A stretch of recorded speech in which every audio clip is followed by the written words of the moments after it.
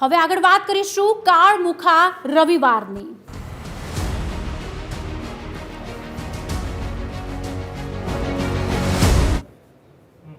મહેસાણાના કડીમાં પરિવારે સામૂહિક આત્મહત્યા કરી છે। કેનાલમાં ઝંપલાવીને આત્મહત્યા કરી છે।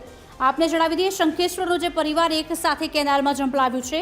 એક જ પરિવારના 3 સભ્યોએ મોતને વહાલું કર્યું છે। કડી પોલીસે ડેડ બોડીને બહાર કાઢી તપાસ શરૂ કરી છે। આત્મહત્યા પહેલા તેમણે સ્યુસાઇડ નોટ લખી હતી। વ્યાજખોરોના ત્રાસને કારણે આત્મહત્યા કરી હોવાનું અનુમાન લગાવવામાં આવ્યું છે। ત્યારે પિતા, પત્ની અને પુત્રએ આત્મહત્યા કરી છે।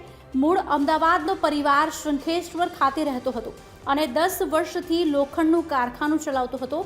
ફેબ્રિકેશનના વ્યવસાયી ધર્મેશ પંચાલ, પત્ની ઉર્મિલા અને 10 વર્ષના પુત્ર પ્રકાશ પંચાલે આપઘાત કર્યો છે।